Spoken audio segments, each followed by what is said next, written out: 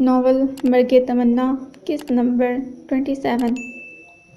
Sydney کا موسم دنیا جہاں کی بے اطلاعی لیے ہوئے تھا، انسانوں کی مانند ایک پل میں بدل جاتا تھا۔ سردیاں زمین سے پڑاؤ اٹھا کر نئی منزل کو چل دی تھیں۔ سردیاں زمین پر پڑاؤ اٹھا کر نئی منزل کو چل دی تھیں اور گرمیاں وہاں ڈیرا ڈال چکی تھیں، لیکن دونوں موسم ایک دوسرے پر حاوی ہونے کی کوشش جاری رکھے ہوئے تھے اور جیت ہمیشہ کی طرح بادلوں کی ہوتی۔ بارش اپنی موجودگی کا احساس کراتے سورج کی روشنی کو نگل کر باشندہ کو کپکپانے پر مجبور کر دیتی۔ آج بھی زور و شور کی بارش تھی، ایسے لگ رہا تھا جیسے سارا سڈنی شفاف بوندوں سے دھل رہا ہو۔ فاطمہ کھڑکی کے بند شیشوں کے سامنے کھڑی باہر کا منظر دیکھ رہی تھی۔ اداسی وجود پر اس قدر حاوی تھی کہ کوئی منظر دل کو نہیں بھا رہا تھا۔ بارش کو دیکھ کر ایسا لگ رہا تھا کہ آسمان بھی ان کے دل کی مانند رو رہا تھا، کیونکہ اس موسم کی لامیا سے گہری وابستگی تھی۔ وہ بارش کے لیے دیوانی تھی اور وہ ہمیشہ بارش سے گھبرا جایا کرتی تھیں۔ لامیا گھر سے باہر ہو اور بادل فلک پر پھیلنے لگے تو ان کا دل انجانے وسوسوں سے بھر جاتا۔ ان کا بس نہیں چلتا کہ ایک لمحے میں وہ آنکھوں کے سامنے ہو۔ اب بھی وہی موسم تھا، ویسے ہی دل گھبرا رہا تھا، لیکن لامیا نہیں تھی۔ ان سے سب رابطے منقطع کیے ہوئے تھی۔ لامیا کا خیال آنکھوں میں نمی لے آیا۔ موسم بے حد خوبصورت ہو رہا ہے۔ ابراہیم دونوں ہاتھوں کو آپس میں رگڑ رہے تھے، لیکن حدت ناپید تھی۔ انہوں نے اپنا اوور کوٹ اتار کر فاطمہ کے کندھوں پر ڈال دیا۔ فاطمہ کی خود اذیتی اور خود سے لاپرواہی انہیں شدید دکھ میں مبتلا کر رہی تھی۔ اس کی بے اعتنائی بہت تکلیف دہ تھی، لیکن وہ کوئی شکوہ بھی نہیں کر سکتے تھے۔ سب کچھ ان کا بویا ہوا تھا، جو وقت کے ساتھ واپس مل رہا تھا۔ فاطمہ آپ اس طرح خود کو بیمار کر لیں گی؟ انہیں جس دن سے لامیا کی پاکستان موجودگی کی خبر ہوئی تھی، وہ اس دن سے خاموش ہو گئی تھیں۔ آنکھوں میں اداسی اور نمی نے ڈیرا لگا لیا تھا۔ فاطمہ آپ اس طرح خود کو ٹھیک رہ کر بھی کیا کروں گی؟ لہجے میں عجیب بے بسی تھی۔ میں نے جو بھی کیا فاطمہ، آپ کے لیے کیا۔ وہ کتنی بار یہ وضاحت دے چکے تھے، لیکن کیوں کیا؟ میں نے کب آپ سے ایسا کچھ کرنے کو کہا تھا؟ آپ کو کب احساس دلایا کہ مجھے سفید حویلی والوں سے ملنا ہے؟ پھر کیوں آپ نے میری بچی کو مجھ سے دور کر دیا؟ کیوں اسے ایک انجان ملک میں بھیج دیا؟ میرے پاس اس کے سوا کیا تھا ابراہیم، جو آپ نے اسے خطروں کے سپرد کر دیا؟ کئی دنوں بعد خاموشی ٹوٹ گئی تھی۔ اس سب میں لامیا کی مرضی شامل تھی۔ وہ بھی ایسا ہی چاہتی تھی۔ آپ کو خوش دیکھنے کے لیے یہ سب کرنے کا ارادہ کیا۔ وہ تو بچی تھی ابراہیم، اسے صحیح غلط کا اندازہ نہیں تھا۔ اسے بچی سمجھنا چھوڑ دیں، وہ سب سمجھتی ہے۔ نہیں سمجھتی، کچھ نہیں سمجھتی۔ اگر سمجھتی تو کبھی میرے رشتہ داروں کی تلاش کے لیے نہ جاتی۔ اسے معلوم ہوتا کہ اس کی ماں کو اپنے بے حس اور شفاف رشتوں سے کوئی تعلق نہیں رکھنا۔ آپ بتائیں، اگر میں واپس جانا چاہتی تو مجھے کوئی چیز روک سکتی تھی؟ نہیں نا؟ تو پھر یہ باتیں آپ نے اسے کیوں نہیں بتائیں؟ مجھ سے کیوں چھپایا کہ وہ اتنا غلط قدم اٹھانے جا رہی ہے؟ وجود میں اس قدر تھکن اتر آئی تھی کہ کھڑکی سے ہٹ کر بیڈ پر آ بیٹھیں۔ آپ کبھی سفید حویلی کو بھول نہیں پائیں فاطمہ؟ ابراہیم بھی پہلو میں آ کر بیٹھ گئے۔ کیا آپ کبھی علی پور کو بھول پائے؟ اس حویلی کو بھول پائے جہاں آپ کے باپ نے اپنی جان دی؟ اسلم خان درانی کو بھلا سکے؟ فاطمہ جتاتی نگاہوں سے ابراہیم کی آنکھوں میں جھانک رہی تھی۔ نہیں ابراہیم، آپ نہیں بھلا پائے، تو پھر مجھ سے یہ توقع کیوں کہ میں سفید حویلی کو بھول جاؤں؟ تو پھر یہ بے رخی کیوں؟ واپسی لوٹنے کی یا کوئی رابطہ رکھنے کی کوشش کیوں نہیں؟ لامیا کا رقیہ زبیر سے ملنا خوش کیوں نہیں کر سکا؟ کیونکہ مجھے نہیں ملنا، کسی سے نہیں ملنا، وہ ایک دم سے چیخی تھی۔ ابراہیم کے سوال زج کرنے لگے تھے۔ لیکن کیوں؟ میں اس حویلی کی لاڈلی تھی ابراہیم، ابا جان اور ماں جی کی جان تھی مجھ میں۔ سعید بھائی میری چھوٹی سی تکلیف پر تڑپ جاتے اور سعد بھائی کسی شہزادی کی مانند لاڈ اٹھاتے تھے۔ محبت کرنا کوئی جرم تو نہیں تھا نا؟ آپ کے ساتھ یہ خواہش کرنا گناہ تو نہیں تھا؟ میری ایک غلطی سمجھ کر معاف کر دیتے، مجھ سے کبھی تو رابطہ کرتے، چاہے جو سلوک کرتے، لیکن کبھی تو آواز دیتے، جھوٹا ہی سہی پلٹ کر آنے کو کہتے۔ آنسو زاروں تاڑ بہنے لگے تھے۔ سالوں کا غبار بہہ رہا تھا۔ ابراہیم نے بہہ جانے دیا۔ تم خود ہی تو کہا کرتی تھیں حویلی کے اصول بہت سخت ہیں، وہاں کی اونچی دیواروں میں محبت کی اجازت نہیں۔ یہ حقیقت تم سے چھپی ہوئی تو نہیں تھی؟ بجیا کی پسند کو بھی تو قبول کیا گیا تھا، وہ انسان انہیں آدھے راستے میں چھوڑ آیا تھا۔ کیا عجیب بات تھی، ابراہیم درانی سفید حویلی والوں کا دفاع کر رہے تھے۔ آپ کیا کہنا چاہتے ہیں ابراہیم؟ کئی لمحوں سے جاری بحث رک گئی تھی۔ فاطمہ کو محسوس ہو رہا تھا یہ گفتگو بلا وجہ نہیں تھی، کچھ تھا جو انہیں معلوم نہیں تھا۔ سفید حویلی والے بے قصور ہیں، مطلب؟ آنکھوں میں آنسوں کی جگہ حیرانی اتر آئی تھی۔ وہ آپ کو کیسے تلاش کرتے فاطمہ؟ آپ ان کے لیے مر چکی ہیں، بلکہ حویلی کے عقبی باغ میں آپ کی قبر موجود ہے۔ ابراہیم نے موبائل پر لامیا کی بھیجی گئی تصویر نکال کر سامنے کی۔ سفید پتھروں سے بنی قبر جس کے کتبے پر کلثوم فاطمہ درج تھا۔ انہوں نے کپکپاتے ہاتھوں سے موبائل پکڑا اور کتنی ہی دیر ساکت نگاہوں سے تصویر کو دیکھتی رہیں۔ چند لمحوں کے لیے ان کے سوچنے سمجھنے کی صلاحیت مفلوج ہو گئی تھی۔ وہ سمجھ نہیں پا رہی تھی کہ ایسا کس طرح ہو سکتا تھا کہ کسی کے زندہ ہوتے ہوئے اس کی قبر بنا دی جائے، کوئی زمین کے اوپر سانسیں لے رہا ہو اور اس کا نام زمین کے نیچے دفنا دیا جائے، اس کے نام کا کتبہ قبر پر لگ جائے۔ قبر پر بکھرے سرخ پھول بتا رہے تھے کہ کوئی بہت اہتمام سے مٹی کو پھولوں سے ڈھانپتا ہے۔ یہ کون ہے ابراہیم؟ میں تو زندہ ہوں، پھر یہ قبر؟ انہیں اپنے زندہ ہونے پر شک ہوا تو کپکپی سی آ گئی اور سختی سے ابراہیم کے ہاتھ تھام لیے۔ فاطمہ، سنبھالیں خود کو۔ ابراہیم نے انہیں اپنے ساتھ لگا لیا۔ یہ کیا ہے ابراہیم؟ یہ قبر میری کیسے ہو سکتی ہے؟ وجود کے ساتھ آواز بھی کانپنے لگی تھی۔ آپ کی حویلی سے غائب ہونے کے چند گھنٹوں بعد آپ کی تلاش شروع ہو گئی تھی۔ ساتھ کو نہ جانے کس نے خبر کی کہ ہم نہر کے پار ایک جھونپڑی میں چھپے ہوئے ہیں، جبکہ ہم تو علی پور کی حدود سے ہی نکل چکے تھے۔ تمہارے بھائی نے غیرت کے نشے میں چور ہو کر اس جھونپڑی کو آگ لگا دی اور وہاں سے ملنے والی لاش کو رات کے اندھیرے میں حویلی میں دفنا دیا گیا۔ ان سب کے لیے تو تم مر چکی ہو فاطمہ۔ ایسے کس طرح ہو سکتا ہے؟ میری جگہ کسی بے قصور کو مار دیا اور میرا ہی نام دیکھ کر دفنا دیا گیا۔ تمہاری موت پر رقیہ زبیر احمد نے بہت واویلا کیا اور کبھی سفید حویلی نہ آنے کی قسم کھا لی اور ان سب سے ہر طرح کا تعلق توڑ لیا۔ فاطمہ گمسم بیٹھی خاموشی سے سب سنتی جا رہی تھیں۔ وہ کتنی اندھیری راتوں میں اپنی ناقدری پر روئی تھیں، کتنے تکیے سفید حویلی والوں کی یاد میں بھگوئے تھے، سب کو بھلانے کی کتنی کوشش کی، بجیا سے نفرت کرنا چاہی، اور اب پتہ چلا وہاں تو کہانی ہی کوئی اور تھی۔ جان سے پیارا بھائی اپنی دانست میں ان کی جان لے چکا تھا، حویلی کے وسط میں قبر بنا کر اپنی جھوٹی ضد کا شملہ بلند کیے ہوئے۔ کوئی ان کی تلاش میں کیسے آتا؟ ان کے نام کا کتبہ لگ چکا تھا، اور جن کی قبریں بن جائیں وہ یادوں اور دعاؤں تک محدود ہو جاتے ہیں۔ اپنی بجیا سے بھی ناراضگی ختم کر لیجیے۔ وہ حیدر بھائی کو پسند کرتی تھیں، لیکن رشتہ ان کی پسند سے نہیں ہوا، بلکہ سراسر کاروباری مقاصد کے تحت ہوا۔ حیدر بھائی نے اپنے فائدے کے لیے کیا۔ وہ تو شروع سے آپا کو پسند کرتے تھے۔ انہوں نے ایک ایک کر کے ہر راز سے پردہ اٹھا دیا، ہر کہانی کو انجام تک پہنچایا۔ آپ سب جانتے تھے ابراہیم، اور مجھ سے چھپائے رکھا۔ مجھے اندھیرے میں رکھ کر، حقائق مجھ سے چھپا کر کیا ملا آپ کو؟ فاطمہ انہیں کٹہرے میں کھڑا نہیں کرنا چاہتی تھی، لیکن تکلیف حد سے سوا تھی۔ میں نے آپ سے کچھ نہیں چھپایا فاطمہ، صرف مناسب وقت کا انتظار کیا ہے۔ میں آپ کو تکلیف میں نہیں دیکھ سکتا تھا، تو کیا وہ مناسب وقت آ گیا ہے؟ آنکھوں میں ہزاروں شکوے لیے ابراہیم کو دیکھا۔ اتنے سالوں کا درد جان کو آ رہا تھا۔ وہ صرف سر ہلا کر رہ گئے۔ وہ فاطمہ کے مجرم تھے، اپنی محبت کی بہت بڑی قیمت وصول کی تھی، لیکن اب سب ٹھیک کرنے کا وقت تھا۔ وہ مزید ضمیر کے قیدی نہیں رہ سکتے تھے اور اپنی رہائی کے لیے پہلا قدم اٹھا لیا۔ اسلم خان درانی جیل میں ہیں۔ ان کی بات پر فاطمہ نے کوئی تاثر نہیں دیا۔ زبیر مجھے پاکستان بلا رہا ہے۔ وطن کے نام پر دل کی دھڑکن تیز ہوئی، لیکن چہرہ ساکت ہی رہا۔ یہ کیس آپ کے بڑے بھائی کا بیٹا دیکھ رہا ہے، تاشفین علی۔ فاطمہ نے چونک کر ابراہیم کو دیکھا۔ وہ مسلسل سفید حویلی کا ذکر کیے جا رہے تھے۔ وہ کیا چاہ رہے تھے یہ سمجھنا مشکل نہیں تھا، لیکن نہ جانے کیوں فاطمہ کا دل گھبرائے چلا جا رہا تھا۔ کبھی یادوں کی شدت اس قدر بڑھ رہی تھی کہ پلک جھپکنے میں سفید حویلی کی بلند دیواروں کے سامنے کھڑے ہونے کا دل چاہ رہا تھا، اور کبھی سالوں کی دوری کا خیال دل جلا رہا تھا۔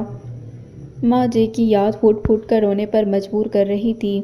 ہمیں پاکستان جانا ہے فاطمہ۔ انہوں نے امید بھری نگاہیں مقابل پر مرکوز کیں۔ فاطمہ نے چند لمحے انہیں دیکھا اور بنا کوئی جواب دیے وہاں سے اٹھ کر دوبارہ کھڑکی کے سامنے کھڑی ہو گئی۔ بارش اب بھی برس رہی تھی، جیسے آسمان ان کا دل بن گیا ہو اور بادلوں میں ان کی ٹانگیں سما گئی ہوں۔ وہ اپنے آنسوؤں میں ڈوب جانا چاہتی تھی اور بارش سڈنی کو ڈبونے کا ارادہ رکھتی تھی۔ لینڈ کروزر سیاہ تارکول کی سڑک پر تیز رفتاری سے بھاگ رہی تھی۔ موسم کی خنکی جیسی خاموشی گاڑی کے اندر چھائی ہوئی تھی۔ ودود کی پیشانی پر تنی ہوئی رگیں، بھیجا ہوا جبڑا غصے کا واضح اظہار تھا۔ اس کی گرفت اسٹیئرنگ پر اس قدر سخت تھی، ہاتھ کی پشت پر رگوں کا ابھار محسوس ہو رہا تھا۔ گاڑی کی خاموشی میں سسکیوں کی آواز گونج رہی تھی اور اعصاب کو بوجھل کر رہی تھی۔ رونا بند کرو نور، تیز رفتاری سے موڑ کاٹتے وہ کافی اونچی آواز میں بولا۔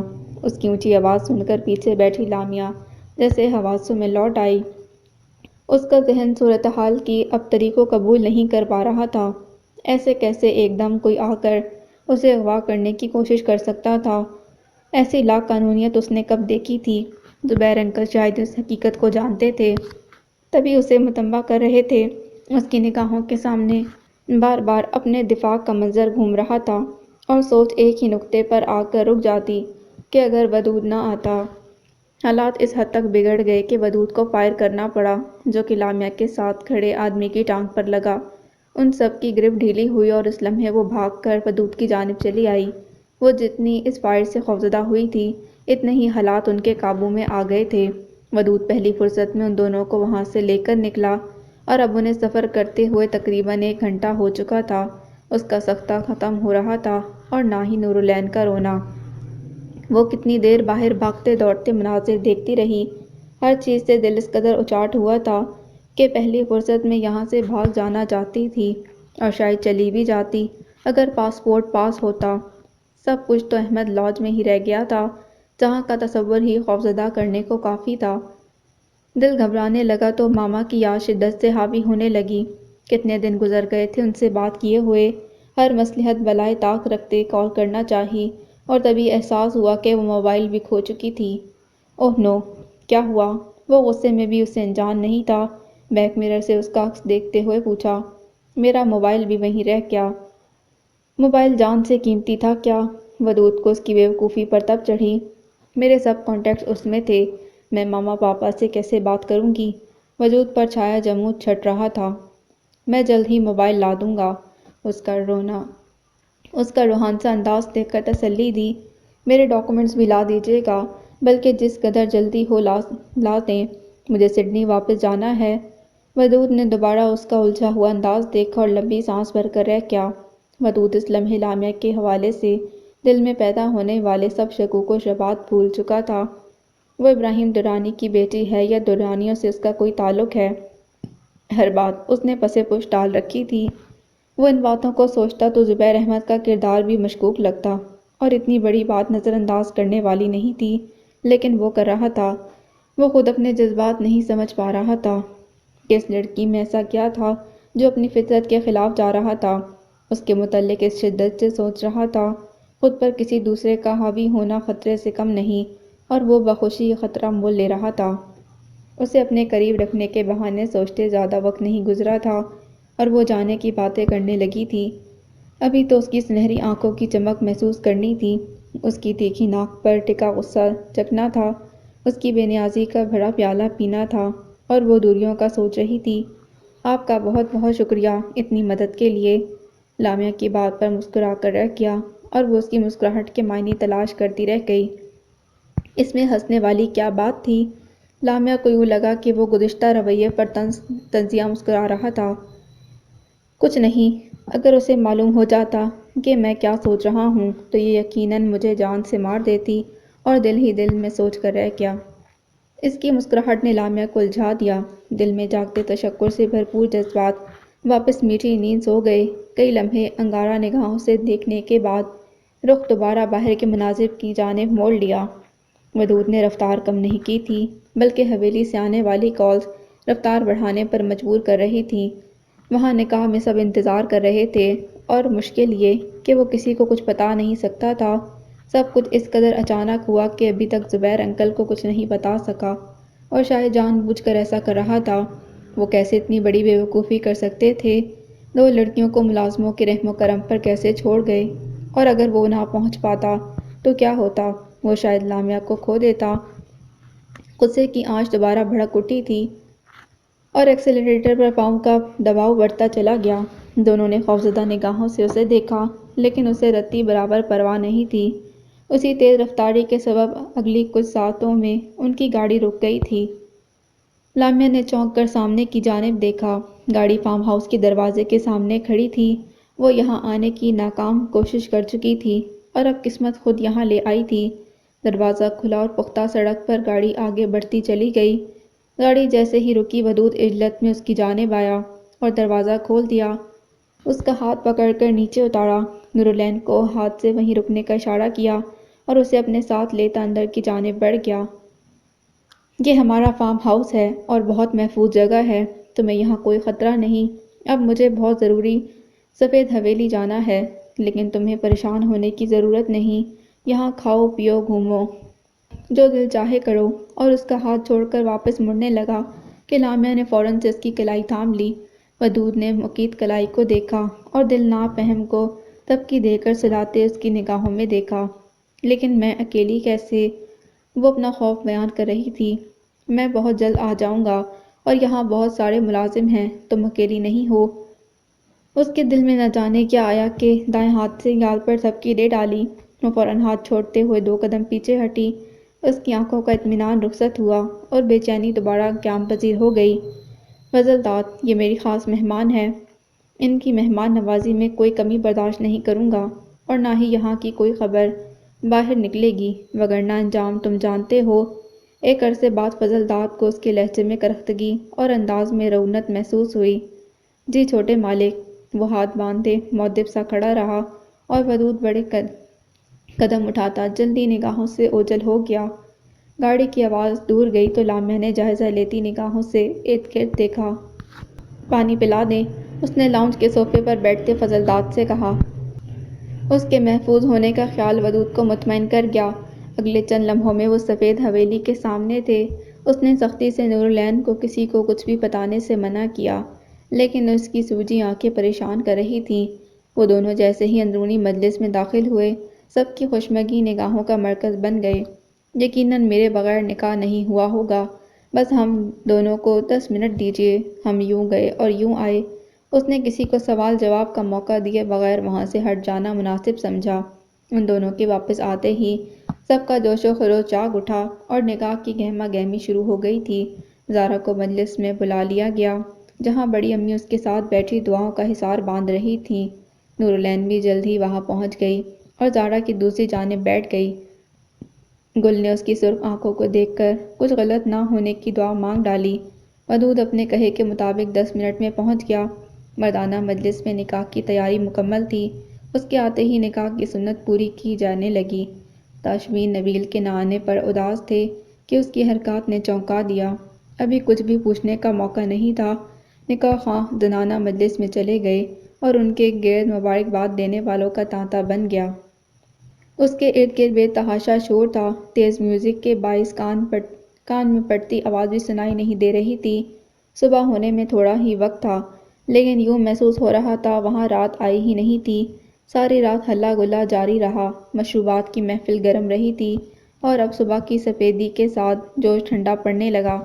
سب شراب کے نشے میں دھت ادھر ادھر لڑکنے لگے تھے اور وہ ایک کونے میں بے سود بیٹھا رہا، رشک بھری نگاہوں سے دوستوں کو دیکھ رہا تھا جو نشے کے باعث حواس کھو چکے تھے، جبکہ وہ ساری رات سے ہر قسم کی سوچوں سے آزاد رہنے کی کوشش کر رہا تھا اور ناکام رہا۔ وہ پچھلے کئی دنوں سے ڈینی کے اپارٹمنٹ میں تھا۔ اسے گھر جانا تھا اور نہ گھر والوں سے کوئی رابطہ رکھنا تھا، اسی وجہ سے موبائل بھی بند کر رکھا تھا۔ ڈینی کو ڈیڈ کی کال آئی تھی، لیکن اذلان کے کہنے پر اس نے جھوٹ بول دیا کہ اذلان اس کے ساتھ نہیں۔ آج کی پارٹی اس کا موڈ بدلنے کے لیے ہی تھی، جس میں وہ ہر چیز تھی جو کسی بھی انسان کو چند منٹوں کے لیے ہی سہی ہر غم بھلا دے، لیکن ڈینی کی یہ کوشش بھی ناکام رہی۔ شراب اس نے چکھی نہیں اور نہ ہی کسی دوسری قسم کا نشہ کیا۔ لڑکیوں سے کوسوں دور رہنے کی عادت تھی، لیکن سب ایک بھرپور رات گزار کر میٹھی نیند سو گئے تھے۔ وہ اپنی بکھری سوچیں لیے خالی ہاتھ بیٹھا تھا۔ اس کے دل میں نہ جانے کیا آیا اوور کوٹ پہنا، موبائل جیب میں ڈالا اور چھتری پکڑ کر باہر نکل آیا۔ رات سے ہونے والی بارش ابھی بھی وقفے وقفے سے جاری تھی۔ گیلی سڑکوں پر بے انتہا خاموشی تھی۔ سڑک پر گرے پیلے پتوں کو اپنے قدموں تلے روندتا آگے بڑھتا گیا۔ وہ چلتے چلتے ڈارلنگ کافی شاپ تک آیا اور کتنی ہی یادوں نے دماغ کے دریچے پر دستک دی۔ لامعہ کو یہاں کی کافی پسند تھی۔ وہ دونوں اکثر یہاں آیا کرتے تھے۔ لڑائی کے بعد ناراضگی ختم بھی یہاں ہی ہوتی تھی۔ وہ بنا کچھ سوچے کافی شاپ میں گھس گیا، جہاں اس وقت کسی کا نام و نشان نہیں تھا۔ ایک دم کوئی خیال آیا تو موبائل نکال کر آن کیا، کافی شاپ کی تصویر کھینچ کر لامعہ کو بھیج دی۔ شہر کے دکانداروں، کاروبار الفت میں سود کیا زیاں کیا ہے، تم نہ جان پاؤ گے۔ دل کے دام کتنے ہیں، خواب کتنے مہنگے ہیں، اور نقد جاں کیا ہے، تم نہ جان پاؤ گے۔ کوئی کیسے ملتا ہے، پھول کیسے کھلتا ہے، آنکھ کیسے جھکتی ہے، سانس کیسے رکتی ہے، کیسے راہ نکلتی ہے، کیسے بات چلتی ہے، شوق کی زباں کیا ہے، تم نہ جان پاؤ گے۔ اذلان کو یقین تھا اس میسج کا کوئی جواب نہیں آئے گا۔ رات شہر کو اپنی لپیٹ میں لے چکی تھی۔ لالی رات گہری ہونے کا منتظر تھا۔ حور العین کو جس حال میں دیکھا تھا اس کے بعد اطمینان نہیں ہو رہا تھا۔ اسی سبب دوبارہ اسپتال چلا آیا۔ وہ بھی دل ہی دل میں کسی کے موجود نہ ہونے کی دعائیں مانگ رہا تھا۔ وہ ہمیشہ سے لوگوں کا سامنا کرنے سے کتراتا آیا تھا، حالانکہ اب اس کا حلیہ بدل چکا تھا۔ کندھوں تک آتے بال تھے اور نہ ہی لہجے میں نرمی، لیکن پھر بھی اسے اپنا وجود نادیدہ نگاہوں کے حصار میں محسوس ہوتا تھا۔ وہ ارد گرد سے نگاہیں چراتا مطلوبہ کمرے تک پہنچ گیا۔ کل کی طرح چند لمحے کھڑا رہا، جیسے دروازے کے پار سب دیکھ رہا ہو۔ دل میں کسی کے موجود نہ ہونے کا گماں ہوا تو بھاری دروازہ پیچھے دھکیلتے اندر داخل ہوا۔ کمرے میں ہلکی ہلکی ٹھنڈک اور سکون کی لہر سی محسوس ہو رہی تھی۔ حور العین کل کی طرح چتلیٹی ہوئی تھی، وجود اب بھی کئی مشینوں میں جکڑا ہوا تھا۔ وہ آہستگی سے چلتا بیڈ کے قریب آیا اور دھیمی آواز میں قرآن کی تلاوت کرنے لگا۔ وہ آنکھیں بند کی آیات پڑھتا جا رہا تھا، اس بات سے بے خبر کہ کوئی اسے دیکھ رہا تھا۔ تلاوت مکمل کرنے کے بعد آنکھیں کھولیں تو دھک سے رہ گیا۔ حور العین دونوں آنکھیں کھولے اسے دیکھ رہی تھی۔ لالی، سرسراتی ہوئی آواز بہت مشکل سے حلق سے برآمد ہوئی۔ وہ پہچان گئی تھی، سالوں بعد بھی جان گئی تھی۔ سفید داڑھی، عمامے سے ڈھکا سر بھی لمحے بھر کو اسے الجھن میں نہیں ڈال سکا تھا۔ میرا لالی، آواز میں تھکن اور آنکھوں میں نمی ایک ساتھ اتری تھی۔ تم نے مجھے پہچان لیا۔ اسے سمجھ ہی نہیں آیا اس کے سوا کیا کہے۔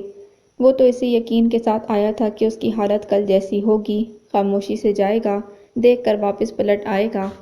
یہ تو امید ہی نہیں تھی کہ وہ اسے دیکھ لے گی، بلکہ پہچان لے گی اور دھکے مار کر نکالنے کی بجائے پکار لے گی۔ ہاں، تم بالکل بھی تو نہیں بدلے، ویسے کے ویسے ہی ہو، اور تمہارے سوا کوئی میرے لیے اتنا فکر مند بھی نہیں ہو سکتا، اسی لیے لمحے سے پہلے پہچان گئی۔ اس کی آواز مدھم تھی، جیسے مشکل سے بول رہی ہو۔ لالی نے حیرانی سے اپنے حلیے کو دیکھا۔ وہ تو سر سے پیر تک بدل چکا تھا، پھر حور کو کیوں بدلا ہوا نہیں لگا؟ حلیہ دنیا کے لیے ہوتا ہے لالی، مجھے دیکھو میں بھی تو بدل گئی۔ جس حسن پر ناز تھا وہ تو عرصہ ہوا ڈل گیا، چہرے کی تازگی جھریوں میں بدل گئی۔ جن اداؤں میں اسے بسایا تھا وہ اس قدر بے اثر ہوئیں کہ اس نے مڑ کر مجھے دیکھنا گوارا نہیں کیا۔ لیکن میرا باطن نہیں بدلا، آنکھیں آج بھی حسن کو سراتی ہیں، میرا دل آج بھی پسند کی چیز چھین کر حاصل کر لینا چاہتا ہے۔ اسی لیے ظاہر مت دیکھو، تم اپنی آنکھیں دیکھو جن میں آج بھی میرے لیے محبت ہے۔ اپنا دل دیکھو جو آج بھی رحم سے بھرا ہوا ہے۔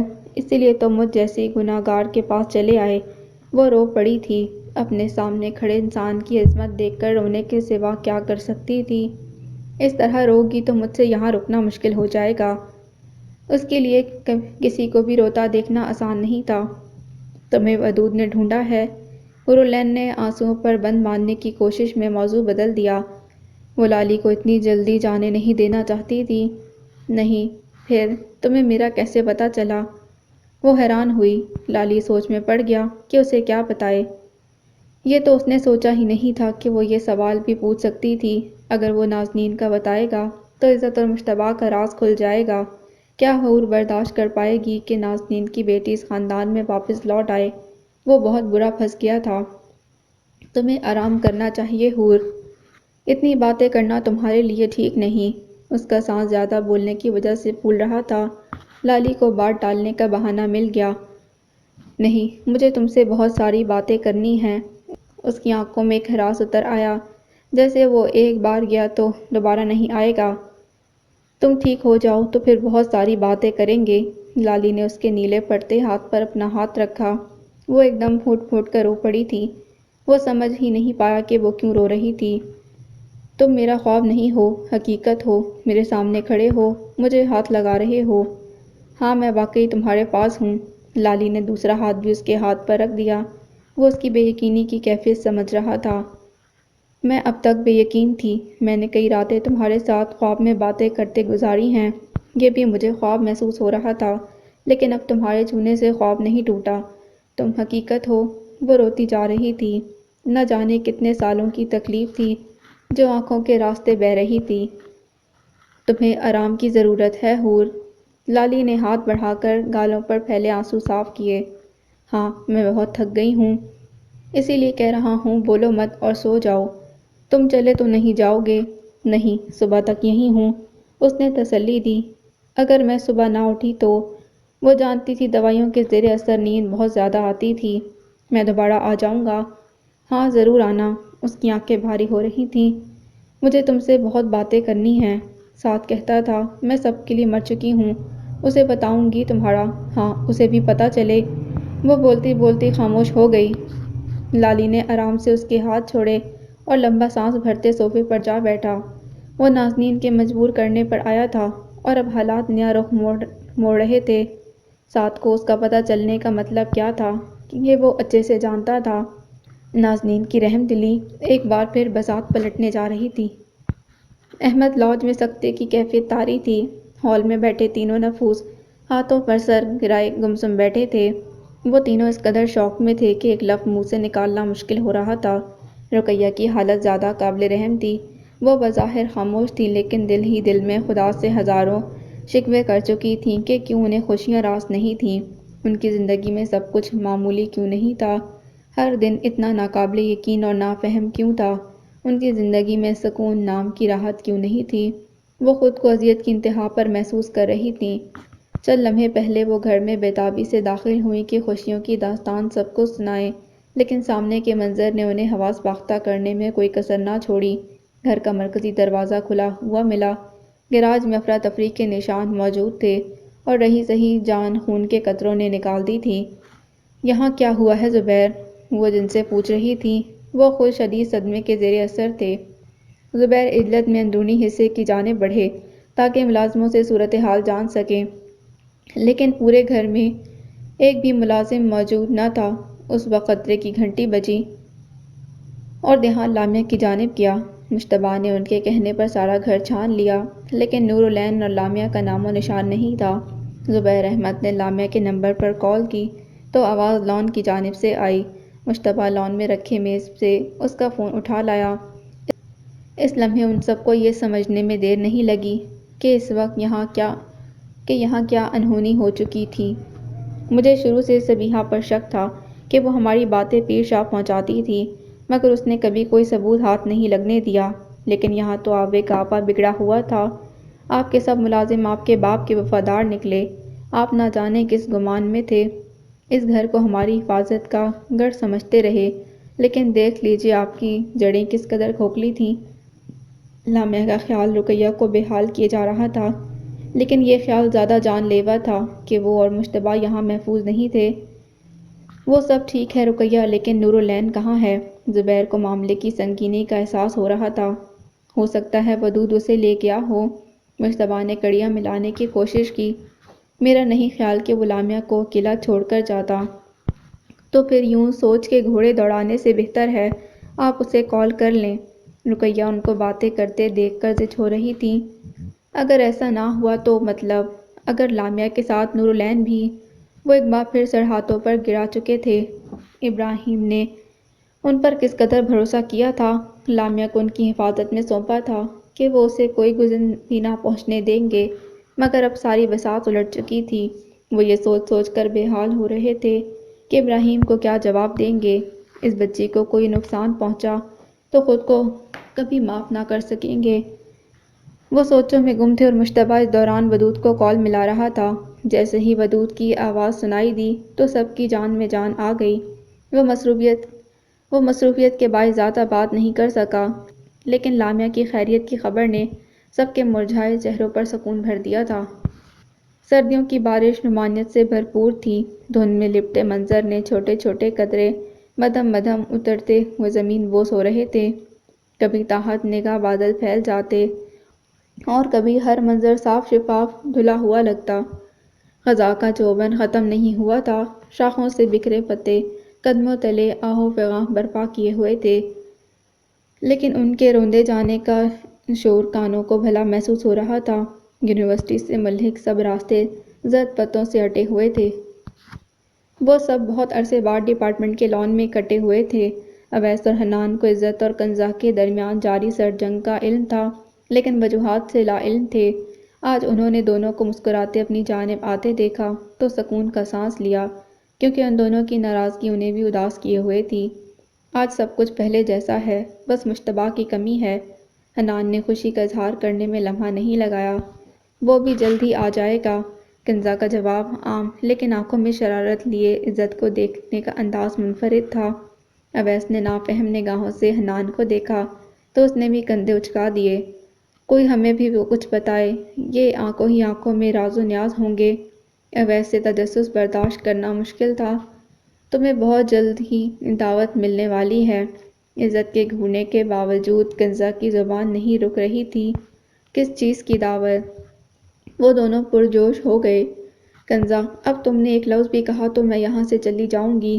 یہ دھمکی کارگر تھی کیونکہ کنزا کندھے اچکا کر خاموش ہو گئی۔ اویس نے صورتحال بدلتی دیکھی تو جلدی سے عزت کے دونوں ہاتھ تھام لیے تاکہ وہ اٹھ کر جا نہ سکے اور کنزا کو بولنے کا اشارہ کیا۔ عزت کو اویس سے ایسی حرکت کی امید نہیں تھی تو وہ صرف اسے گھور کر رہ گئی۔ مشتبہ اور عزت کا رشتہ ہو چکا ہے اور بہت جلد شادی ہونے والی ہے۔ کیا واقعی؟ دونوں کی آواز جوش میں اونچی ہو گئی۔ تبھی تو ارد گرد والے متوجہ ہو گئے۔ کنزا، تم بہت بدتمیز ہو۔ عزت نے ہاتھ چھوڑتے ہی اس کو 2-3 تھپڑ کندھے پر جڑ دیے۔ بہت مبارک ہو عزت، اللہ تعالیٰ آپ دونوں کو خوش رکھے۔ حنان کی دعاؤں پر وہ جھپ کر رہ گئی۔ کبھی ہمارا وقت بھی آئے گا۔ اویس نے سینے پر ہاتھ رکھ کر اس قدر لمبی آہ بھری کہ کنزا کو چھوڑ کر سب کی ہنسی نکل گئی۔ ہم دیوانوں کا مذاق نہ اڑاؤ لوگو، ہماری آہیں عرش ہلا دیتی ہیں۔ اس کی دہائیاں اب بھی جاری تھیں۔ کنزا اویس کا ایک ایک لفظ بخوبی سمجھ رہی تھی۔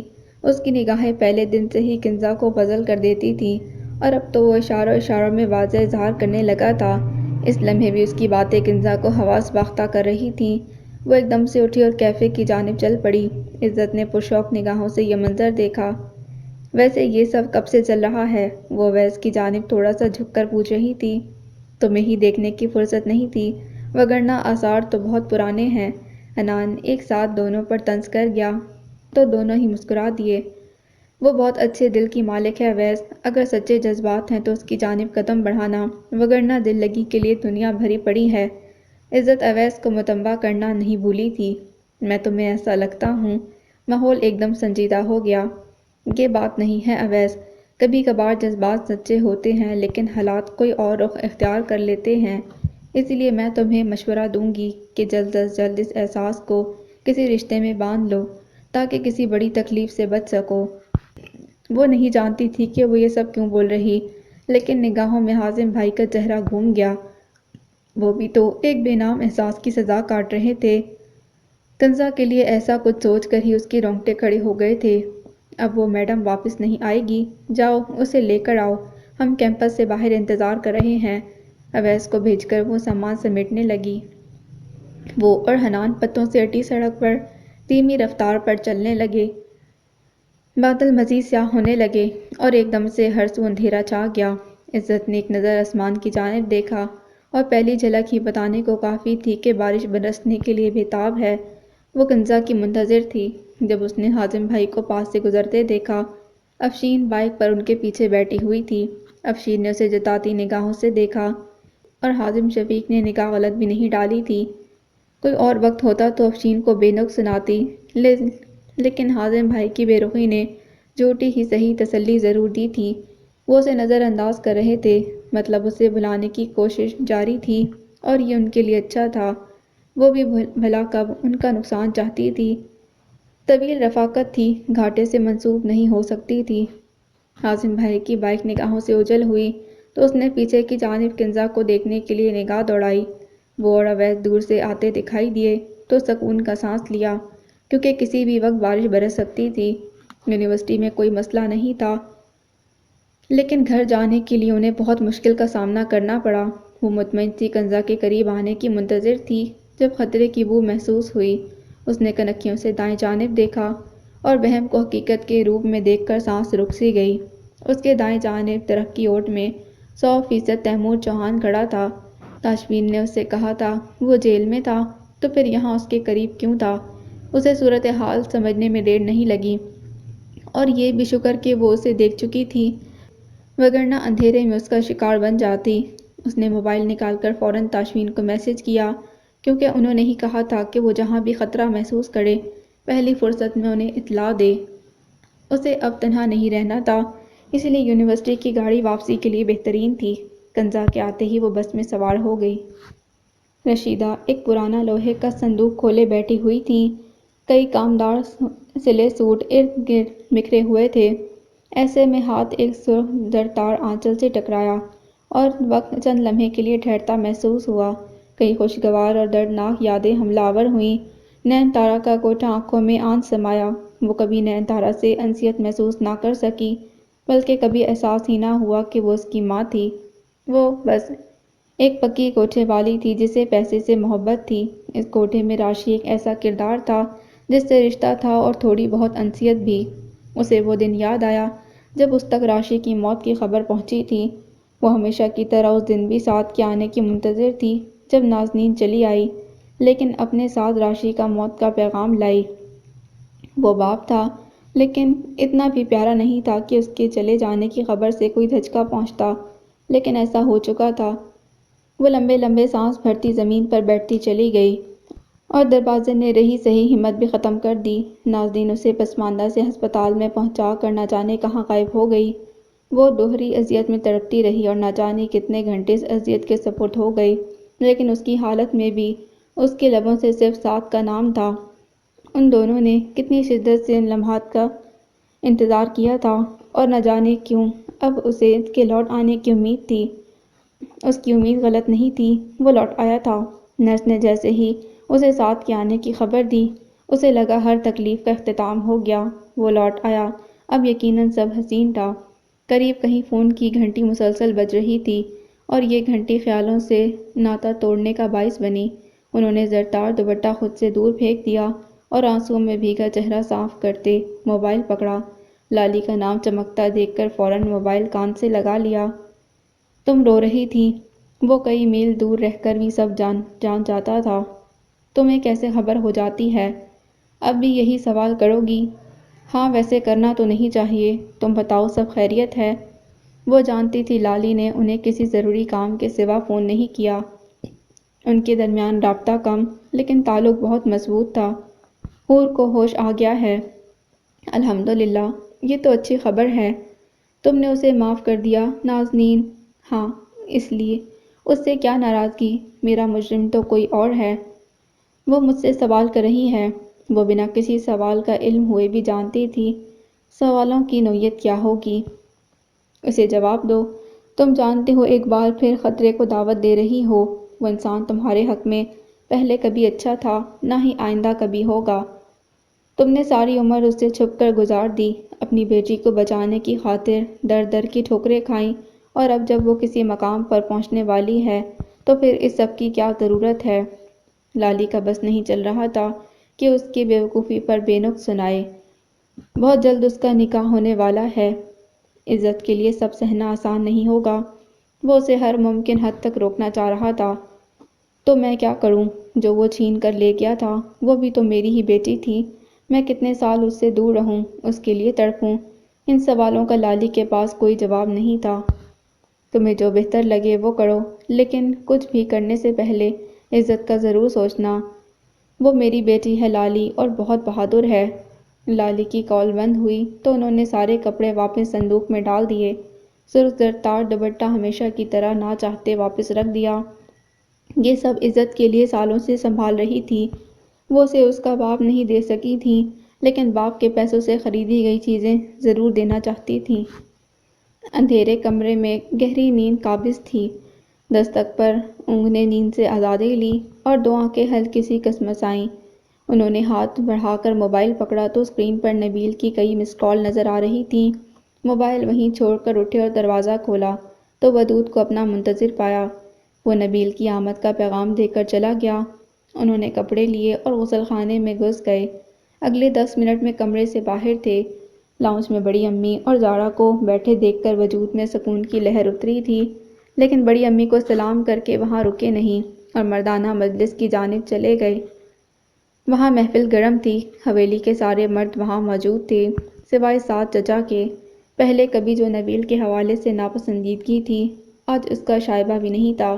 دورانیوں کا ذکر ان دونوں کی دوستی میں بہت عرصے تک ناپسندیدہ حوالہ رہا تھا، لیکن یہ عرصہ پرانی بات تھی۔ بہت بدتمیز انسان ہو، کل میں نے تمہارا بہت انتظار کیا۔ تاشفین اس سے بغل گیر ہوئے تو شکوہ کرنے سے خود کو روک نہ پائے۔ امی کی طبیعت ناساز تھی، اسی لیے نہیں آ سکا، ورنہ تو مجھ سے پہلے امی آنا چاہتی تھیں۔ انہیں تم سے ملنے کا، تمہیں دیکھنے کا بہت شوق تھا۔ نبیل کے جواب نے شکوے کا وجود نہیں رہنے دیا۔ انہیں میرا سلام کہنا، میں کسی دن ان سے ملنے آؤں گا۔ ان دونوں کو گفتگو میں مصروف دیکھ کر بڑے ابا اپنے حساب کتاب میں مصروف ہو گئے۔ سعید احمد اندرونی حصے کی جانب چلے گئے۔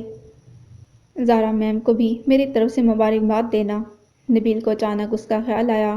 میں تمہیں اس سے ملوا دیتا ہوں، لیکن یہاں ایسا ممکن نہیں ہو سکتا، سمجھتے ہو نا؟ تاشفین نے مدھم آواز میں اپنی مجبوری بتائی تو نبیل مسکرا دیا۔ آفس کب سے اوپن ہوگا؟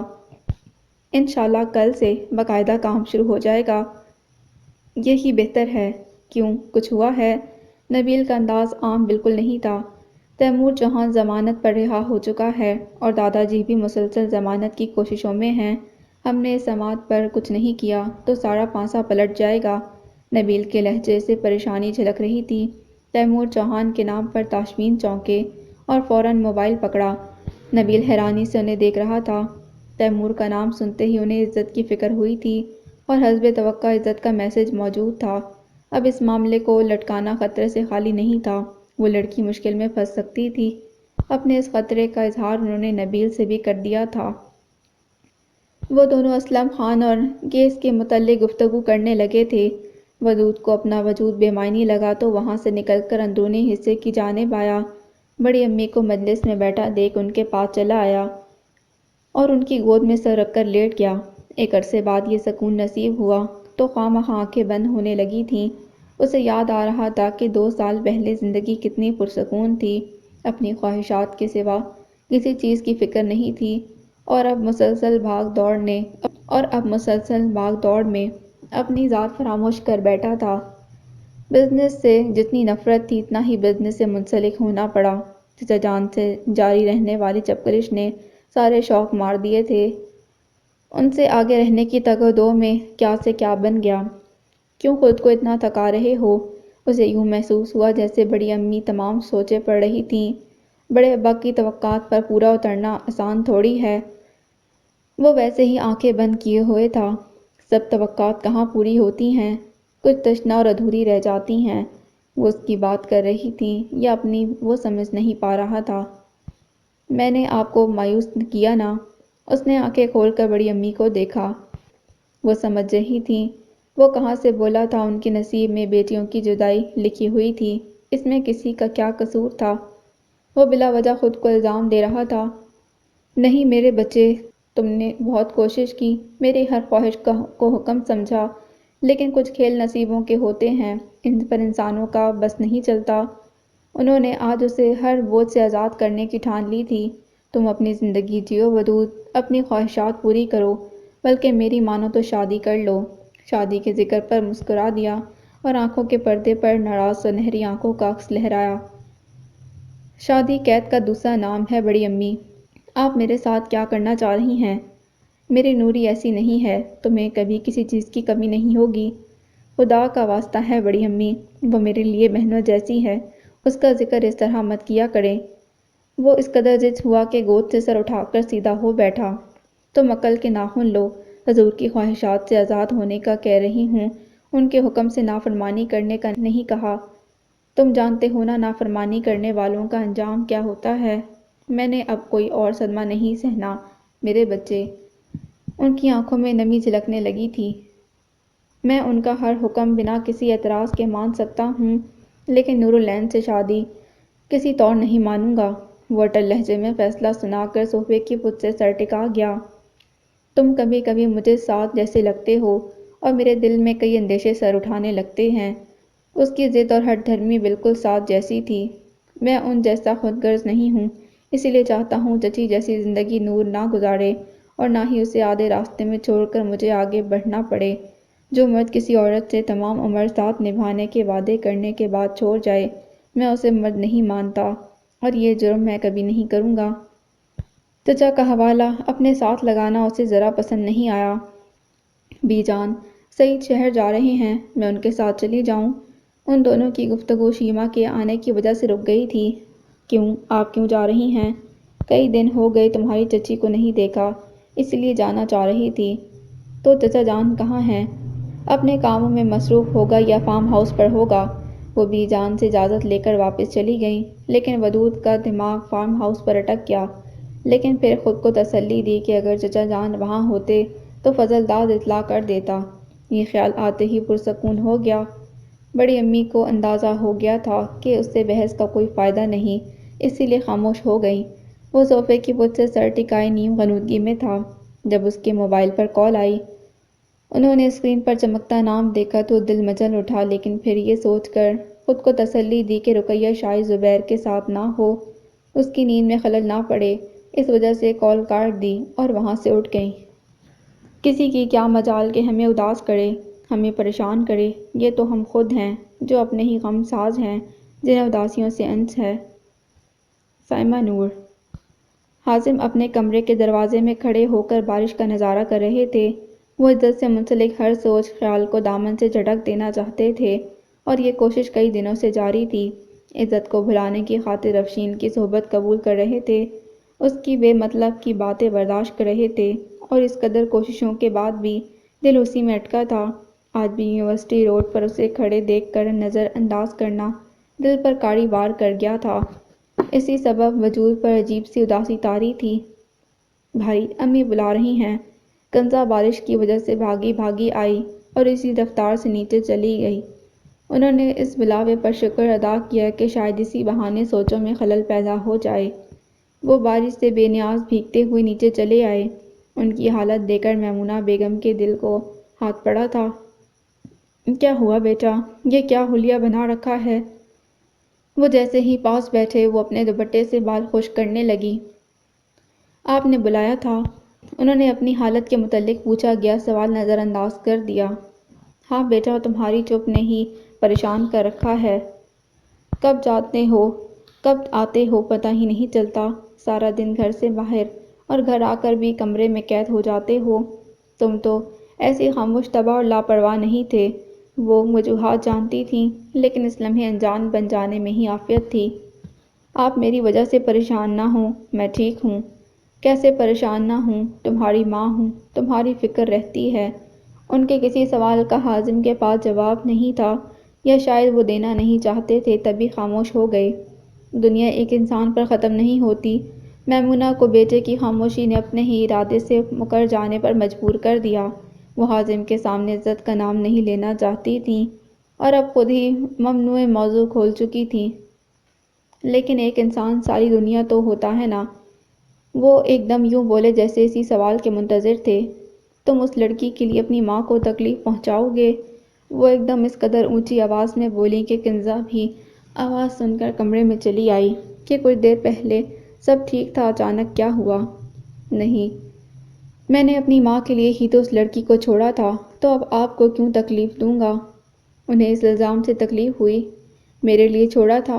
لگتا تمہیں یاد نہیں رشیدہ نے خود اس رشتے سے انکار کیا تھا۔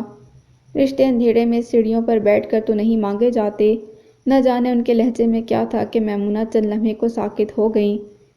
کنزا نے نافہم نگاہوں سے بھائی اور ماں کو دیکھا۔ اسے احساس ہو رہا تھا کہ کچھ ایسا تھا جس کا اسے علم نہیں۔ کیا مطلب ہے تمہارا؟ کوئی مطلب نہیں ہے، بس آپ میری وجہ سے پریشان نہ ہوں۔